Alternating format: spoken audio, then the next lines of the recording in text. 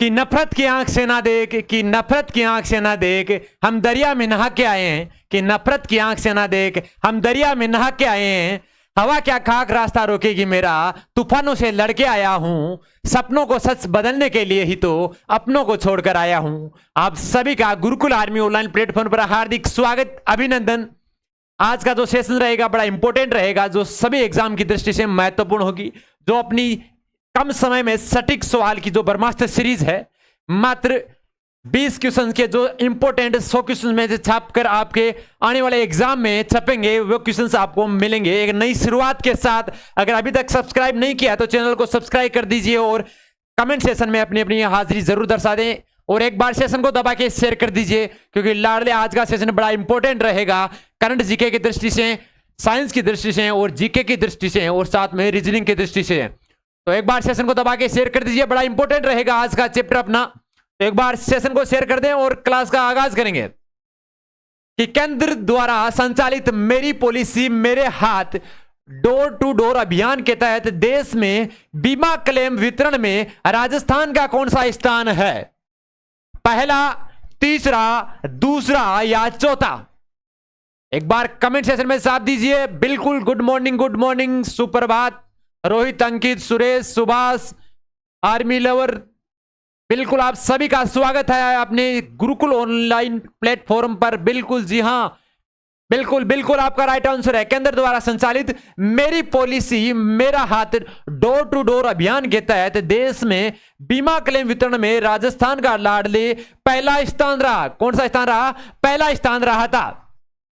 बात करते हैं नेक्स्ट क्वेश्चन की, कि हाल ही में किस ग्रह के वायुमंडल में फोस्फीन की खोज हुई थी? इंपॉर्टेंट क्वेश्चन, छाप के रखना। आपके जो बीएसटीसी वाले बच्चे हैं, जी हां, जिनका बीएसटीसी का पेपर है 10 तारीख को, वो बच्चे छाप के रखना। साथ में आपके जो दिल्ली पुलिस लाडले, जिनका दिल्ली पुलिस का एग्जाम है, आरपीएफ का एग्जाम है, उनके लिए बड़ा इंपॉर्टेंट रहेगा आज का जो सेशन रहेगा। दिल्ली पुलिस की आपकी जो शाम को 6 बजे क्लास आती है साइंस की और 8 बजे आती है मैथ्स की क्लास, वो जो अपनी जीत बैच चल रहा है शाम को 6 बजे दिल्ली पुलिस का, वो आरपीएफ के लिए भी इंपॉर्टेंट रहेगा और सीआरपीएफ वालों के लिए भी इंपॉर्टेंट रहेगा। तो उस सेशन से सभी बच्चे जुड़े। शाम को 6 बजे क्लास आती है अपनी साइंस की और 8 बजे आती है मैथ्स की क्लास। मेहनत करते रहो, सफलता आपको अवश्य प्रदान होगी। बिल्कुल। तो हाल ही में किस ग्रह के वायुमंडल में फोस्फीन की खोज हुई थी? बुध, शुक्र, चंद्रमा या शनि? तो चाप दीजिए एक बार कमेंट सेशन में बिना किसी देरी के। जी बिल्कुल शुक्र ग्रह पे हाल ही में यह खोज हुई थी वायुमंडल में। जब फोस्फीन की खोज हुई थी, कहां पे हुई थी लाडले? शुक्र ग्रह पे हुई थी। अब बात करते हैं ग्रहों से रिलेटेड कौन से क्वेश्चंस और बन सकते हैं, उसके बारे में चर्चा करेंगे। पहला है बुध, तो बुध की बात कर लेते हैं। बिल्कुल बात करते हैं बुध की, यहीं पे कर लेते हैं या आगे कर लेते हैं? बिल्कुल आगे ही देख लेते हैं एक बार। साथ में लिख लीजिए, कॉपी पेन हाथ में ले लीजिए। बुध ग्रह, कौन सा ग्रह लाडले? बुध ग्रह की बात करेंगे। बिल्कुल बुध ग्रह की बात करते हैं तो इसका सबसे पहले बात यह है कि सूर्य के सबसे समीप, कि सूर्य के सबसे समीप ग्रह, सूर्य के सबसे समीप ग्रह कौन सा है लाडले? आपका बुध ग्रह जो सूर्य के सबसे समीप ग्रह होता है। बात करते हैं पृथ्वी के समान ही चट्टानी पिंड है ये। कैसा है? पृथ्वी के समान ही, पृथ्वी के समान ही चट्टानी पिंड है ये। कौन सा ग्रह लाडले? आपका बुध ग्रह। बात करते हैं इसका जो 70% भाग होता है, इसका जो 70% भाग होता है वो लाडले धातु का बना होता है। किसका बना होता है लाडले? धातु का बना होता है। और साथ में जो 30% होता है भाग, वो किसका बना होता है लाडले? सिलिकेट का। किसका बना होता है लाडले? सिलिकेट का बना होता है। बात करते हैं सूर्य के समीप होने के कारण इसका वातावरण जो लगभग तो नष्ट हो चुका होता है, क्योंकि गर्म ज्यादा होने की वजह से वहां से जो रहने की व्यवस्था वो खत्म हो चुकी होती है, उनका वायुमंडल जो नष्ट हो चुका होता है। इसके अलावा ग्रहों का युवराज भी इसे कहा जाता है। बड़ा इंपॉर्टेंट रहेगा, स्टार लगा के लिखना। सभी ग्रहों का युवराज, सभी ग्रहों का युवराज किस ग्रह को कहा जाता है लाडले? आपके बुध ग्रह को कहा जाता है। बिल्कुल। इसके अलावा बात करते हैं अत्यंत बुद्धिमान ग्रह। कौन सा? सबसे बुद्धिमान ग्रह, अत्यंत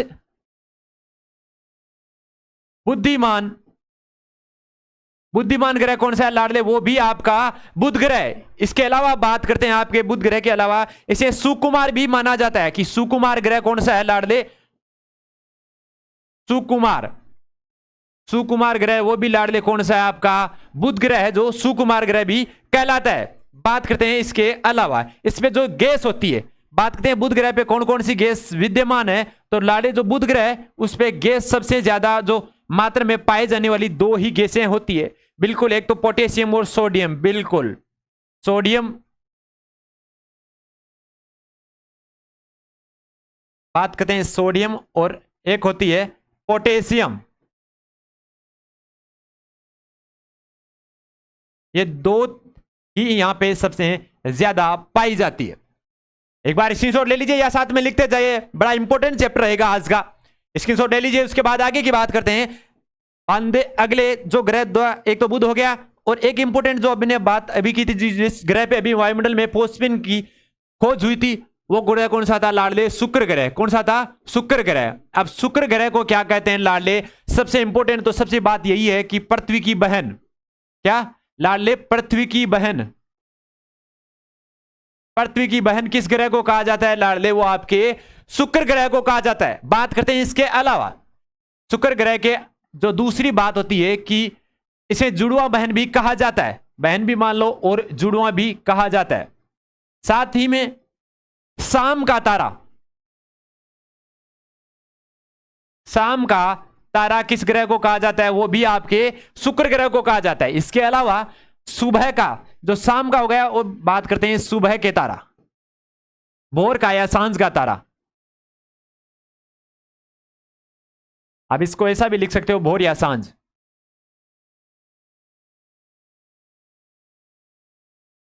भोर या साय का तारा भी आपको पूछा जा सकता है। तो क्या कहोगे लाडले? शुक्र ग्रह को कहा जाता है। इसके अलावा बात करते हैं सबसे चमकीला ग्रह। सबसे चमकीला ग्रह किसको कहा जाता है लाडले? वो भी आपके शुक्र ग्रह को कहा जाता है। इसके अलावा बात करते हैं शुक्र ग्रह की, तो लाडले जो सूर्य होता है, सूर्य के सबसे समीप ग्रह होता है बुध, और बुध के जस्ट पास में कौन सा होता है? शुक्र ग्रह होता है। ठीक है, तो 2 नंबर पे कौन सा हो गया लाडले? शुक्र ग्रह हो जाता है, जो उसके समीप होता है। बात करते हैं इसके अलावा इसका आकार, बात करते हैं इसके आकार की। तो इसका आकार कैसा होता है लाडले? आकार व द्रव्यमान, आकार व द्रव्यमान पृथ्वी के समान ही होता है। कैसा होता है लाडले? पृथ्वी के लगभग समान, लगभग समान होता है, लगभग समान होता है। जी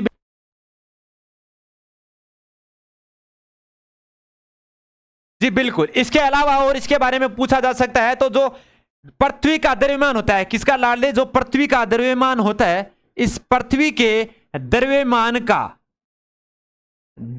होता है, इस पृथ्वी के द्रव्यमान का लगभग आपका 81.5% वजन, पृथ्वी का जितना वजन होता है उससे 81.5% वजन इसका होता है। किसका लाडले? शुक्र ग्रह का। और बात करते हैं जितना पृथ्वी का दूरी होती है, जितना क्षेत्रफल होता है, उससे 650 किलोमीटर कम होता है इसका।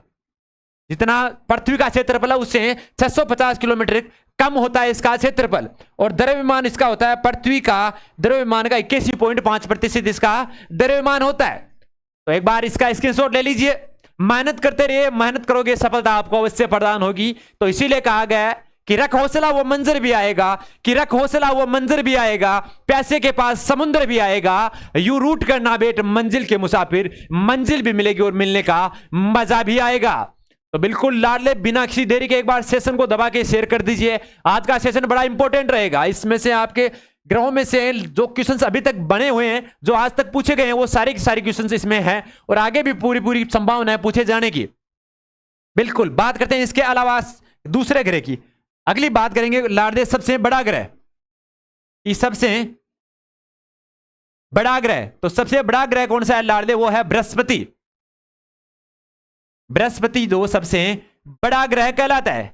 बात करते हैं लाल ग्रह की, तो लाल ग्रह किसको कहा जाता है लाडले, लाल ग्रह लाडले आपके मंगल ग्रह को कहा जाता है। किसको कहा जाता है लाडले, मंगल ग्रह को लाल ग्रह कहा जाता है। ये भी साथ में लिख लीजिए।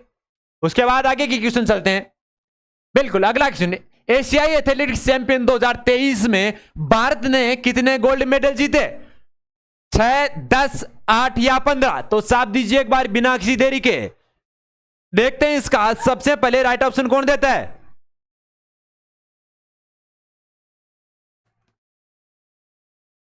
जी बिल्कुल बिल्कुल, एशियाई एथलेटिक्स चैंपियन 2023 में भारत ने लाडले 6 गोल्ड मेडल जीते थे। बिल्कुल, और टोटल कुल मेडल कितने जीते थे लाडले, कुल मेडल भारत ने 27 जीते थे। कितने जीते थे लाडले, 27 जीते थे। और 27 जीत के जो अंक तालिका थी, उस अंक तालिका में कौन सा स्थान प्रदान किया था, यह भी एक बार कमेंट सेक्शन में छाप दीजिए। 27 गोल्ड मेडल जीत के भारत ने कौन सा स्थान या कौन सी पोजीशन हासिल की थी इस आपके एशियाई एथलेटिक्स चैंपियनशिप 2023 में। बिल्कुल तीसरे स्थान पे रहा था। कौन से स्थान पे ला रहा था लाडले, भारत आपके तीसरे स्थान पे, तीसरे स्थान पे रहा था भारत। बात करते हैं इसके अलावा कि तीसरे स्थान पे रहा था, जिसमें भारत ने गोल्ड मेडल कितने जीते थे लाडले, आपके 6 गोल्ड मेडल जीते थे। जिसपे नरेंद्र मोदी ने उसी टाइम ट्वीट करके सभी खिलाड़ियों को बधाइयां दी थी। बात करते हैं इसके अलावा, इसमें जो गोल्ड मेडल की संख्या थी वो सबसे ज्यादा इंपॉर्टेंट पूछी जाती है। कोई भाई अगर आपका एग्जाम हो, चाहे कोई भी कंपटीशन हो, उसमें सबसे ज्यादा अगर पूछा जाता है तो सबसे ज्यादा वो आपका इन्हीं में से पूछा जाता है कि गोल्ड मेडल कितने जीते थे। उसमें अगर रजत पूछ लिया जाए तो रजत होगा कौन सा लाडले, वो होगा 12। रजत पदक कितने जीते थे इस एशिया एथलेटिक्स चैंपियनशिप में लाडले, 12 रजत पदक जीते थे और 6 स्वर्ण पदक जीते थे। बात करते कांस्य की, तो लाडले कांस्य पदक कितने जीते थे आपके इसमें लाडले, 9 कांस्य पदक जीते थे इसमें। बिल्कुल। बात करते हैं इसके अलावा अगले क्वेश्चन की कि किस अंतरराष्ट्रीय खेल संगठन ने महिला क्रिकेट खिलाड़ियों को पुरुषों के बराबर पुरस्कार राशि देने का फैसला किया। बड़ा इंपॉर्टेंट क्वेश्चन, छाप के रखना एक बार सभी बच्चे, 3 स्टार क्वेश्चन लगा लेना। ये सभी एग्जाम की दृष्टि से अति महत्वपूर्ण होगा, चाहे वो आपकी बीएसटीसी हो, चाहे आपकी वो दिल्ली पुलिस हो, चाहे आपके वो सीएचएसएल हो, चाहे वो आरपीएफ हो, चाहे वो एसएससी जीडी हो, और चाहे वो आपकी आर्मी ब्रांड हो, सभी की दृष्टि से अति महत्वपूर्ण आज का सेशन रहेगा। तो किस अंतरराष्ट्रीय खेल संगठन ने महिला क्रिकेट खिलाड़ियों को पुरुष के बराबर पुरस्कार राशि देने का फैसला किया है? तो साफ दीजिए एक बार कमेंट सेशन में, फीफा, एसीसी, आईसीसी या इनमें से कोई नहीं। देखते हैं इसका सबसे पहले। बिल्कुल बिल्कुल आईसीसी ने बयान दिया है। किसने दिया लाडले, आईसीसी ने, अंतरराष्ट्रीय क्रिकेट परिषद, अंतरराष्ट्रीय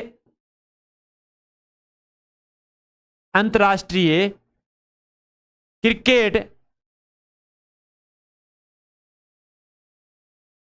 अंतरराष्ट्रीय क्रिकेट परिषद ने यह स्टेटमेंट दिया है कि जब जो पुरुषों को दिया जाएगा राशि, वो उतनी की उतनी राशि आपकी महिला क्रिकेट खिलाड़ियों को भी दी जाएगी। बात करते हैं फीफा। फीफा वैसे फुटबॉल से संबंधित है, फीफा कप फुटबॉल से जो सबसे ज्यादा पूछा जाता है। बात करते हैं नेक्स्ट क्वेश्चन की कि ग्रैंड स्लैम विंबलडन महिला एकल 2023 का खिताब किसने जीता? बिल्कुल लाडले, छाप के रखना इस क्वेश्चन को भी, एग्जाम की दृष्टि से अति महत्वपूर्ण। Aryna Sabalenka, Marketa Vondrousova, Gurmeet Kaur या स्मृति सक्सेना? तो छाप दीजिए एक बार कमेंट सेशन में बिना किसी देरी के। देखते हैं इसके सबसे पहले राइट ऑप्शन कौन देता है, छाप दीजिए एक बार बिना किसी देरी के। बड़ा इंपॉर्टेंट क्वेश्चन आज का एग्जाम की दृष्टि से, जो करंट का क्वेश्चन है कि ग्रैंड स्लैम विंबलडन महिला एकल 2023 खिताब किसने जीता? Aryna Sabalenka, Marketa Vondrousova, Gurmeet Kaur या स्मृति सक्सेना? देखते हैं। बिल्कुल बिल्कुल बिल्कुल, ग्रैंड स्लैम विलियम्स महिला एकल 2023 का खिताब किसने जीता था? लाडले मार्केटा वॉटरसोला ने जीता था। और बात करते हैं आपके अरीना सरबोलेका। अरीना सरबोलेका ने कौन सा जीता था? लाडले ऑस्ट्रेलिया ओपन 2023 महिला एकल। ऑस्ट्रेलिया ओपन महिला खिताब जीता था। महिला में एकल खिताब था 2023 का।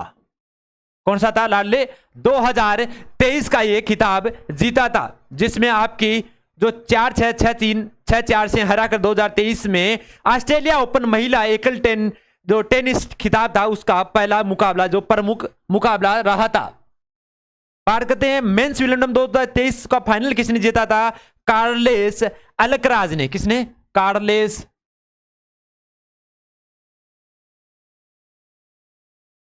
अल्कराज। ये भी छाप के रखना, ये भी एग्जाम में पूछा जा सकता है। सिचुएशन में अभी पूछा गया था हाल ही में मेंस विलियम्स 2023। मेंस विलियम्स 2023 वो जीता था आपके कार्लोस अल्कराज ने। बिल्कुल। बात करते हैं अब आपके नेक्स्ट क्वेश्चन की कि चंद्र बदाई ने किस पुस्तक की रचना की थी? महाभारत, राजतरंगिणी, मेघदूत या पृथ्वीराज रासो? छाप दीजिए एक बार कमेंट सेशन में बिना किसी देरी के। बिल्कुल बिल्कुल, पृथ्वीराज रासो ने रचना किसकी थी? लाडले आपके पृथ्वीराज रासो ने। या चंद्र बरदाई ने किसकी पुस्तक की रचना की थी? छाप दीजिए एक बार बिना किसी देरी के।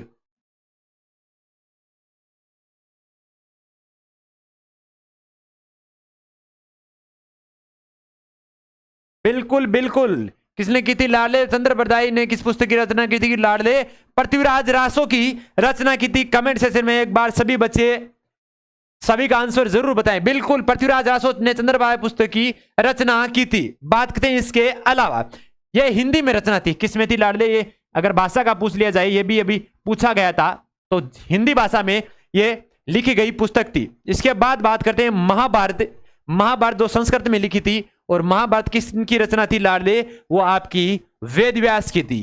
किसकी थी? वेद व्यास की। किस में लिखी गई थी लाडले? संस्कृत में। और भागवत गीता, भागवत गीता वो भी लाडले आपके रचना वेदव्यास जी की थी। बिल्कुल, ये दोनों रचनाएं वेदव्यास जी के द्वारा रचित थी। बात करते हैं इसके अलावा, राज तरंगिणी की रचना किसने की थी लाडले? ये कलहण ने की थी। किसने की थी? राज तरंगिणी कलहण ने की थी, जिसमें किसका वर्णन किया गया लाडले? आपके जम्मू कश्मीर का इतिहास का वर्णन किया गया। किसका? जम्मू कश्मीर के, जम्मू कश्मीर का इतिहास का वर्णन।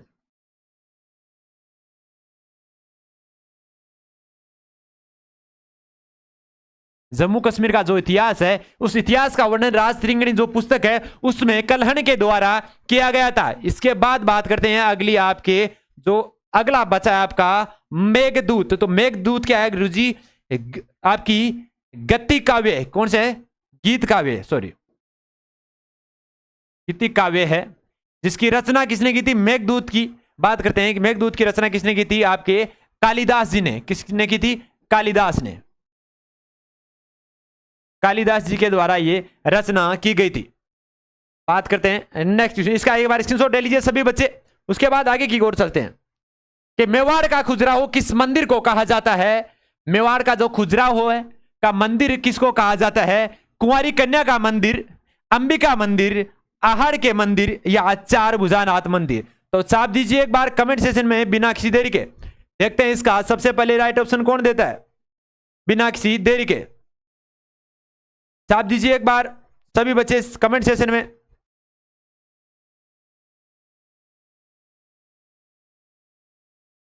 मेवाड़ का खजुराहो किस मंदिर को कहा जाता है लाडले?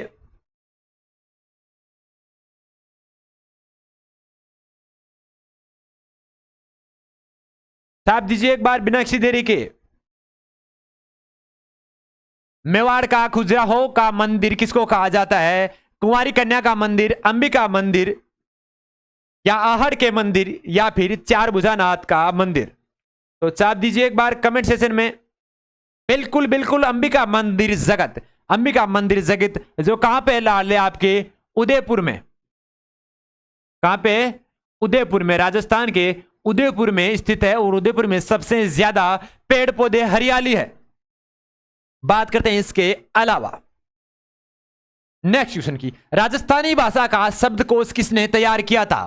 बड़ा इंपॉर्टेंट क्वेश्चन है, एसएससी जीडी में पूछा गया क्वेश्चन है। विजय दांडे था, कन्हैयालाल सेठ, या नरोत्तम दास स्वामी, या सीताराम लालस? तो साथ दीजिए एक बार कमेंट सेशन में, राजस्थानी भाषा का शब्दकोश किसने तैयार किया था? देखते हैं इसका सबसे पहले राइट ऑप्शन कौन देता है। बड़ा इंपॉर्टेंट क्वेश्चन है। राजस्थानी भाषा का शब्दकोश किसने तैयार किया था? बिल्कुल बिल्कुल डॉक्टर सीताराम लालस ने। किसने? डॉक्टर सीताराम लालस ने तैयार किया गया था। कब? 29 दिसंबर 1908 को। 29 दिसंबर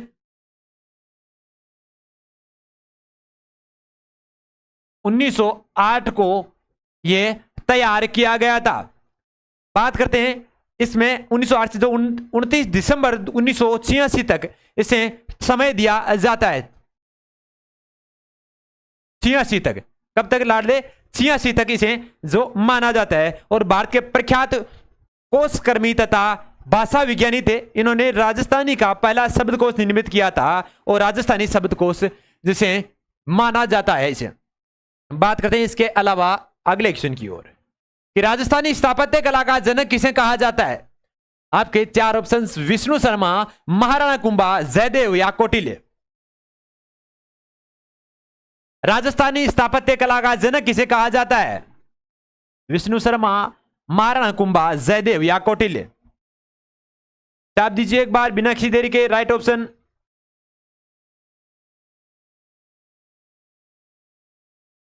बिल्कुल बिल्कुल राजस्थानी स्थापत्य कला जनक लाडले महाराणा कुंभा को कहा जाता है। किसको कहा जाता है लाडले? महाराणा कुंभा को राजस्थानी स्थापत्य कला का जनक कहा जाता है। और बात करते हैं राजस्थान की जो स्थापत्य कला क्या है लाडले, जो हिंदू स्थापत्य कला के रूप में राजस्थान में सबसे प्रमुख स्थापत्य कला राजपूतों की रही है, जिसमें के कारण जो संपूर्ण राजस्थानी किले हैं, मंदिर, परकोटे, राजा प्रसादा व जलाशय, उद्योगों, स्तंभों, समाधियों व छत्रियों का इसमें काफी विवरण इसमें देखने को मिलता है।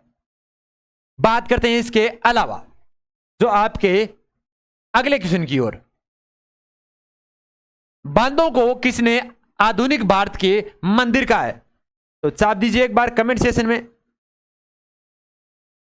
देखते हैं इसका सबसे पहले राइट ऑप्शन कौन देता है। बांधों को किसने आधुनिक भारत के मंदिर कहा था? राजेंद्र प्रसाद, भीमराव अंबेडकर, अटल बिहारी वाजपेयी, या जवाहरलाल नेहरू? तो छाप दीजिए एक बार कमेंट सेशन में बिना किसी देरी के। बांधों को किसने आधुनिक भारत के मंदिर कहा है? राजेंद्र प्रसाद, भीमराव अंबेडकर, या अटल बिहारी वाजपेयी, या जवाहरलाल नेहरू? देखते हैं इसका सबसे पहले राइट ऑप्शन कौन देता है। बिल्कुल पंडित जवाहरलाल नेहरू। और जो भारत के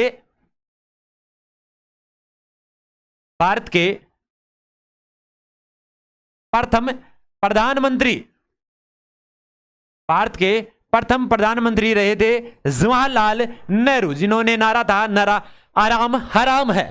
बात करें राजेंद्र प्रसाद जी की, तो राजेंद्र प्रसाद जो प्रथम राष्ट्रपति कौन से थे लाडले? प्रथम राष्ट्रपति थे। संविधान का निर्माता, संविधान निर्माता किन्हें कहा जाता है लाडले? भीमराव अंबेडकर को। और आपकी संविधान की जो प्रारूप समिति, संविधान की जो प्रारूप समिति थी, इस प्रारूप समिति के अध्यक्ष कौन थे लाडले? वो भी आपके भीमराव अंबेडकर थे। भीमराव अंबेडकर जिनका बहुत महत्वपूर्ण योगदान रहा था संविधान के निर्माण में, और संविधान के निर्माण में लाडले कितना समय लगा था यह भी एग्जाम में पूछा गया था आपके आर्मी में। किसमें? लाडले आपके आर्मी में ये क्वेश्चन पूछा गया था। तो कितना लगा था लाडले? 2 वर्ष 11 माह और 18 दिन। 2 वर्ष 11 माह और 18 दिन लगे थे इस निर्माण में। बात करते हैं इसके अलावा। जी बिल्कुल, पिछला क्वेश्चन आ गया है। तो विष्णु शर्मा, तो विष्णु शर्मा जी ने जो रचना की थी वो किसकी रचना की थी लाडले? विष्णु शर्मा ने पंचतंत्र पुस्तक लिखी थी। कौन सी लिखी थी? अगर आ ही गया तो इसका भी विवरण कर देते हैं। किसका? पंचतंत्र। पंचतंत्र पुस्तक का निर्माण या पंचतंत्र किसने लिखी थी लाडले? आपके विष्णुदत्त शर्मा ने लिखी थी। बात करते हैं आपके जयदेव की। तो जयदेव ने कौन सी लिखी थी लाडले? गीत गोविंद। कौन सी लिखी थी? गीत गोविंद। गीत गोविंद की रचना किसने की थी लाडले? आपके जयदेव ने की थी, जो सबसे ज्यादा एग्जाम में पूछी जाती है। इसका स्क्रीनशॉट ले लेना एक बार और छाप के रखना। गीत गोविंद की रचना जयदेव ने की थी। इसके साथ ही जयदेव ने चंद्रालोक की भी रचना की थी। किसकी? चंद्रालोक। चंद्रालोक की भी रचना आपके जयदेव ने की थी। ये बड़ा इंपॉर्टेंट रहेगा, गीत गोविंद जो सबसे ज्यादा अभी तक पूछा गया है। बात करते हैं कौटिल्य ने। तो कौटिल्य ने किसकी रचना की थी लाडले? अर्थशास्त्र की। किसकी की थी? आपके अर्थशास्त्र की रचना किसने की थी? कौटिल्य ने की थी। और राजस्थान स्थापत्य कला का जनक किसे कहा जाता है? आपके महाराणा कुंभा को कहा जाता है। स्क्रीनशॉट ले लिए, उसके बाद आगे की ओर चलेंगे। बिल्कुल, एक बार सभी बच्चे शेयर कर दीजिए सेशन को दबाकर। बिल्कुल, नेक्स्ट क्वेश्चन की ओर चलते हैं। अगला क्वेश्चन है कि बंगाल का शोक किसे कहा जाता है? सोन, कोसी, दामोदर या गंगा? छाप दीजिए एक बार बिना किसी देरी के कमेंट सेशन में राइट आंसर। देखते हैं इसका सबसे पहले राइट ऑप्शन कौन देता है। छाप दीजिए एक बार, सभी बच्चे शेयर कर दीजिए सेशन को दबाकर।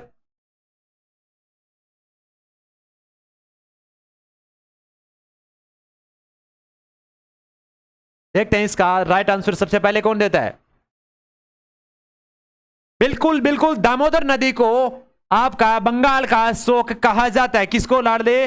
दामोदर आपकी नदी को। सबसे ज्यादा इंपोर्टेंट पूछा जाता है, यह क्वेश्चन बहुत बार पूछा गया है। बंगाल का शोक किसे कहा जाता है? आपके दामोदर को कहा जाता है। बात करते हैं नेक्स्ट क्वेश्चन की कि दही में कौन सा अम्ल पाया जाता है? दही में कौन सा अम्ल पाया जाता है? सिट्रिक अम्ल, लैक्टिक अम्ल, एसिटिक अम्ल या एस्कॉर्बिक अम्ल? तो साफ दीजिए एक बार बिना किसी देरी के राइट ऑप्शन। 4 ऑप्शन आपके सामने बिना किसी देरी के। देखते हैं इसका सबसे पहले राइट आंसर कौन देता है। साफ दीजिए एक बार बिना किसी देरी के राइट ऑप्शन। दही में कौन सा अम्ल पाया जाता है? सिट्रिक अम्ल, लैक्टिक अम्ल, एसिटिक अम्ल या एस्कॉर्बिक अम्ल? बिल्कुल बिल्कुल, दूध में जो दही में कौन सा होता है लाडले आपके? बिल्कुल, सभी बच्चे एक बार कमेंट सेक्शन में जरूर बताएं। देखते हैं इसका और कौन कौन बताता है। बिल्कुल, सभी का राइट आंसर है लैक्टिक अम्ल। दूध में कौन सा आता है लाडले? लैक्टिक अम्ल होता है। बात करते हैं जोड़ों में जो दर्द होता है, किसमें लाडले? जो जोड़ों में या घुटनों में, घुटनों में जो दर्द होता है वो किसके कारण होता है लाडले? वो भी आपके लैक्टिक अम्ल के कारण होता है। कि घुटनों में जो लैक्टिक अम्ल हो जाता है वो जम जाता है और इसी कारण वहां पे आपका दर्द होता है। और जो दूध से दही जमाने में, किसे लाडले? दूध से। दूध से दही जमाने में कौन से जीवाणु काम में लेते हैं लाडले? लैक्टोबैसिलस। लैक्टोबैसिलस जीवाणु होते हैं, उनके द्वारा जो दूध से दही बनता है, दूध से दही बनता है। इसके अलावा बात करते हैं आपके अगले क्वेश्चन की ओर कि निम्न में से कौन सा रोग विषाणु जनित नहीं है? कि निम्न में से कौन सा रोग विषाणु जनित नहीं है? ये साफ दीजिए, साफ दीजिए एक बार बिना किसी देरी के। रेबीज, चेचक, डेंगू या टिटनस? साफ दीजिए एक बार। विषाणु जनित रोग नहीं है।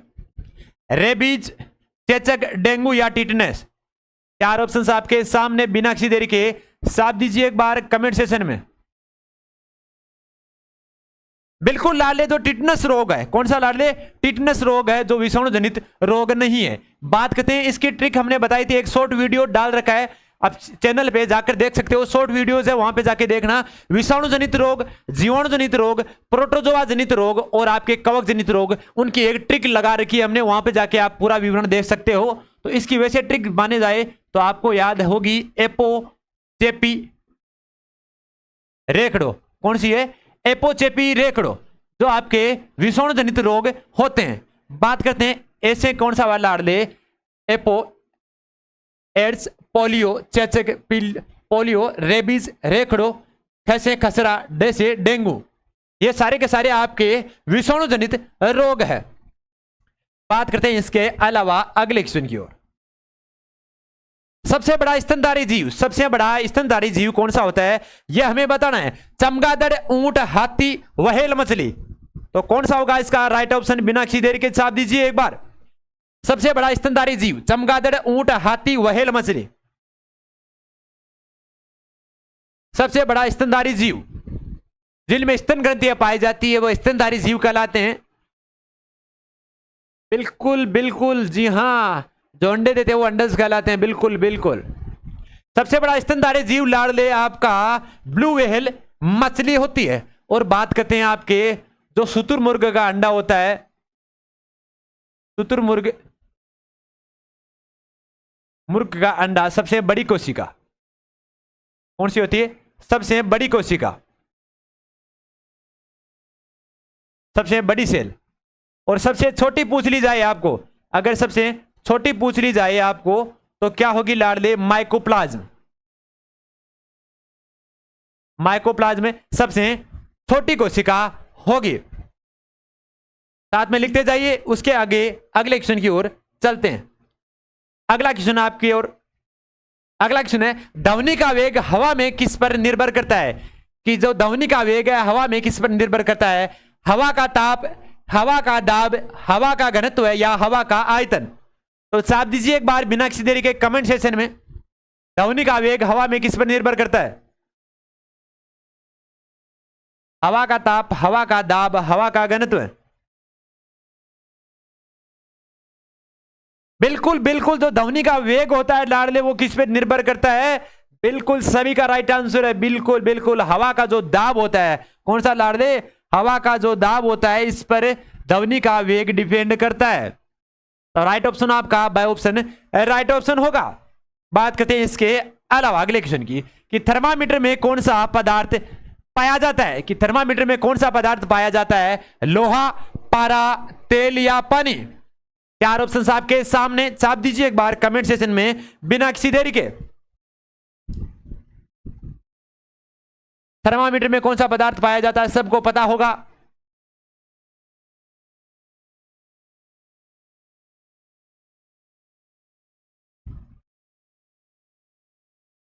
बिल्कुल बिल्कुल, जो थर्मामीटर में पाए जाने वाला पदार्थ लाडले कौन सा होता है? पारा होता है। कौन सा होता है लाडले? पारा होता है, जो थर्मामीटर में पाया जाता है। इसके अलावा जो पारा होता है जो कमरे के ताप पर भी, कौन सा होता है गुरुजी? कमरे के ताप पर भी, कमरे के ताप पर भी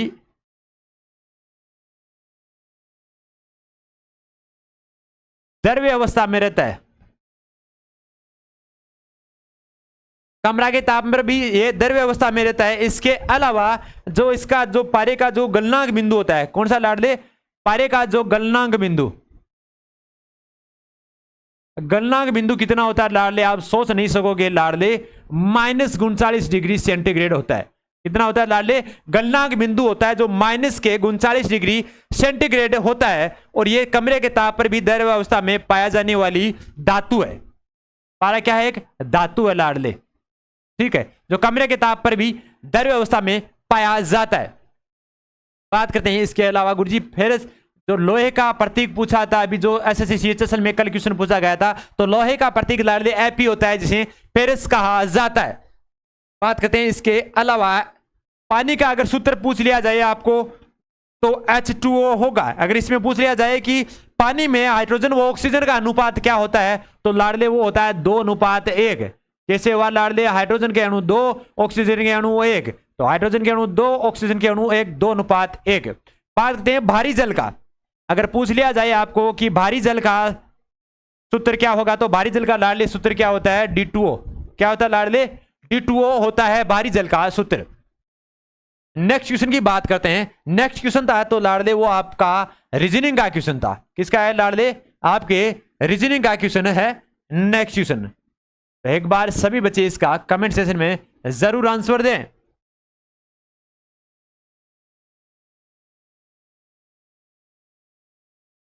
जंतु विज्ञान, जीव विज्ञान और विज्ञान का आरेख बनाइए। तो 4 ऑप्शंस आपके सामने, आरेख हमें बनाना है। बता दीजिए एक बार बिना किसी देरी के आरेख। बिल्कुल देखेंगे जंतु विज्ञान, जीव विज्ञान और विज्ञान का।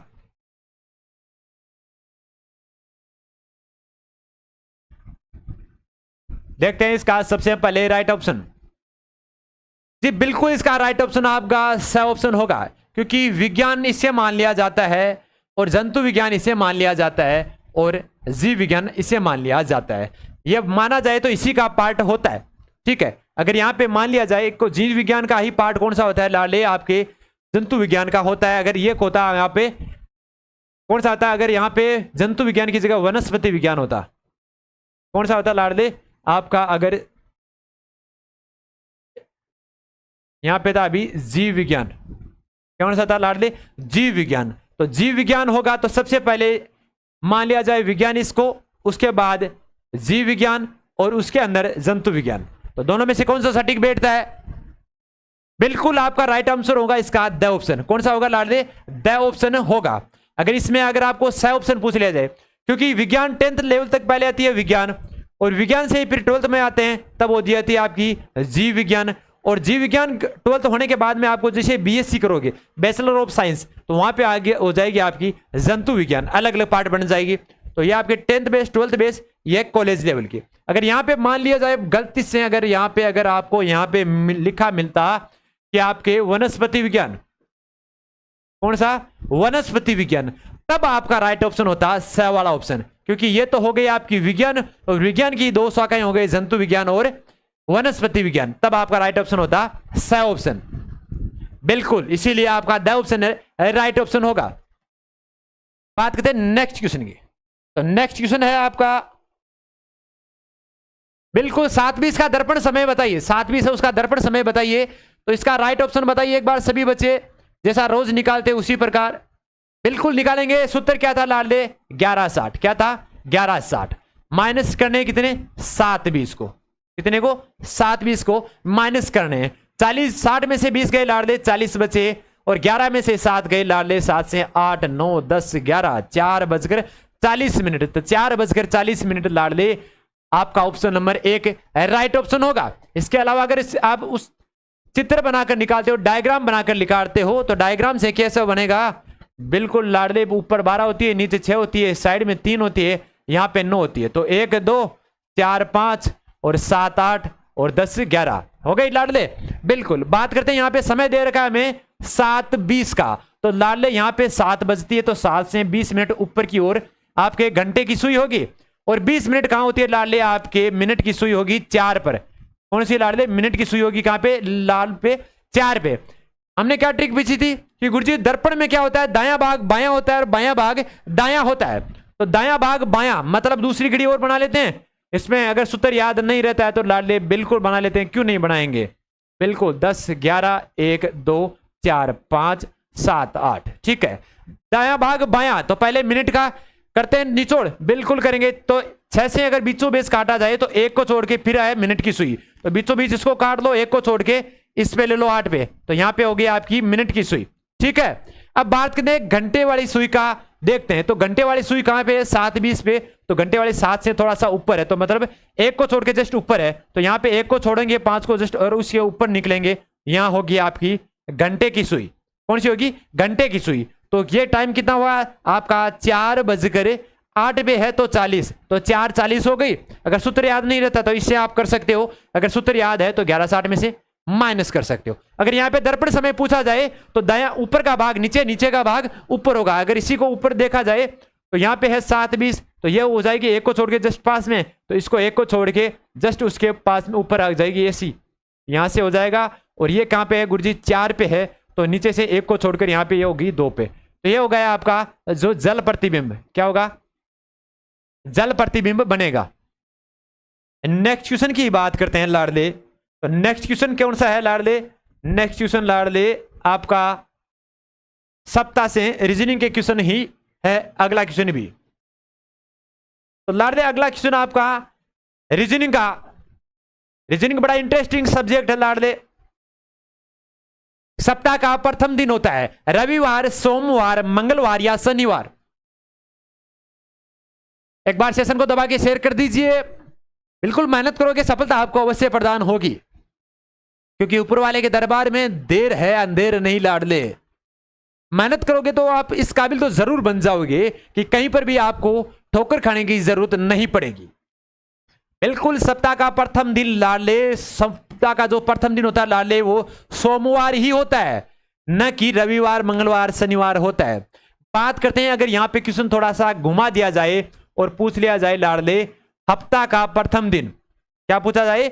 अगर यहां पूछ लिया जाए लाडले कि हफ्ता का प्रथम दिन, तो लाडले हफ्ता का प्रथम दिन कौन सा होगा ये बता दीजिए एक बार। बच्चों को कई बार कंफ्यूजन होती है, सप्ताह का प्रथम दिन रविवार होता है या सोमवार होता है, तो लाडले इसका राइट ऑप्शन सोमवार ही होगा। बात करते हैं हफ्ता की, तो हफ्ता का पहला दिन कौन सा होगा? बिल्कुल बिल्कुल सोमवार को छोड़कर। किसको लाडले? सोमवार को छोड़कर। सोमवार को छोड़कर कोई सा भी वार हो हफ्ता का दिन हो सकता है। हफ्ता में 7 दिन फिक्स होते हैं, पर उसका वार है वो फिक्स नहीं होता है। केवल सोमवार को छोड़कर अगर कोई सा दिन से स्टार्ट होता है तो वो हफ्ता कहलाता है, और अगर सोमवार से स्टार्ट होता है तो सप्ताह कहलाता है। सप्ताह की सबसे इंपॉर्टेंट बात होती है कि वो सोमवार से शुरू होता है और रविवार पे खत्म होता है। रविवार पे आपका खत्म होगा तो वो होगा आपका सप्ताह। और हफ्ता वो होगा जो आपके सोमवार को छोड़कर किसी भी वार से शुरू होता है, तो वो होगा आपका हफ्ता। दोनों 7 दिन का समूह है, 7 दिन का समूह है। दोनों ही क्या लाडले? 7 दिन का समूह है, सप्ताह और हफ्ता। ठीक है, नेक्स्ट क्वेश्चन की बात करते हैं कि बीडीएफ एचजेएल तो आगे क्या होगा श्रृंखला में, हमें बताना है। साथ दीजिए एक बार कमेंट सेशन में। जी बिल्कुल लाडले, क्रम संख्या चल रही है। रीजनिंग बड़ा इंटरेस्टिंग सब्जेक्ट रहता है हर बार। जी बिल्कुल, देखते हैं यहां पे क्या है लाडले? बी से आगे बढ़ा लाडले, 1 को छोड़कर सी को छोड़कर डी बना, डी से एफ बना तो लाडले ई को छोड़ दिया।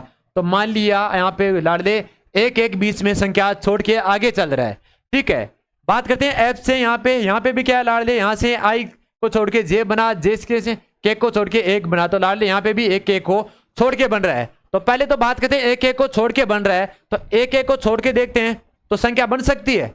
बिल्कुल बनेगी, क्यों नहीं बनेगी? तो इससे पहले तो देख लेते हैं कि सर इसमें भी कोई संजक्शन है या कंजक्शन बन रहा है क्या? क्या इसमें कोई सूत्र लग रहा है? बिल्कुल लगेगा, देखेंगे B D E F, B D फिर एफ आ गया, तो एफ से और एच के बीच में कोई कन्वर्जेशन है क्या? तो देखेंगे बिल्कुल, जिस एफ से क्या बना गुरुजी? जी को छोड़ के एच बना। यहाँ पे भी सेम कंटिन्यू चल रहा है, तो यहाँ पे भी 1 को छोड़ के बनेंगे, तो एच आई जे के एल, एल से फिर एम को छोड़ा, और एम को छोड़ने के बाद में क्या होगा लाडले? आपका एन होगा। कौन सा होगा? एन होगा। तो इसमें एन किससे शुरू है गुरुजी? 2 ऑप्शन में एन से स्टार्ट हो रहा है, तो हमें और आगे निकालना होगा। बिल्कुल निकालना होगा। अगर एग्जाम में आपको केवल एक में एन में दिखा जाता है और आगे अलग है, तो आपको आगे करने की जरूरत नहीं है, वही ऑप्शन राइट ऑप्शन आपका होगा, क्योंकि समय बड़ा कम होता है एग्जाम में, तो ये रीजनिंग के क्वेश्चन में टाइम ज्यादा लगता है। तो इसमें एन हो गया, एन से आगे क्या बढ़ता है गुरुजी? एम, एन से ओ को छोड़ दिया और पी बना, और पी से बाद में क्यू को छोड़ दिया, M N O P Q और आर। कौन सा बनेगा? आर। तो एन पी आर आपका राइट ऑप्शन होगा। तो एन पी आर किसमें लाडले? ए ऑप्शन में एन पी आर है। तो आपका राइट ऑप्शन कौन सा हो गया लाडले? एन पी आर हो गया। तो आज की क्लास बड़ी इंटरेस्टिंग रही थी और बीएसटीसी वाले बच्चों के लिए बड़ी कारगर साबित होगी। और जो सारे बच्चे अपनी अग्निवीर योद्धा, बिल्कुल सूरवीरों, आप सभी का आज की जो गुरुकुल टीम है बड़ा स्वागत करती है। हमें बड़ा फक्र है कि हमारे पहले ही बैच में से जो बहुत से बच्चे हैं उनका सिलेक्शन होना है, क्योंकि पेपर में बहुत से बच्चों का जो सिलेक्शन हुआ है और जो फिजिकल के लिए भी मेडिकल के लिए भी फिट है। अब उनकी मेरिट लिस्ट आना बाकी है, तो बड़ी खुशी होगी। आशा करते हैं जल्द ही उनकी जो सूची आ जाए और जो बॉर्डर पे माँ भारती का रक्षा करेंगे, माँ भारती के सारे लाडले अपनी मातृभूमि की रक्षा करेंगे। बिल्कुल इसी के साथ इस क्लास के बीच से इजाजत चाहते हैं। जय हिंद, जय भारत।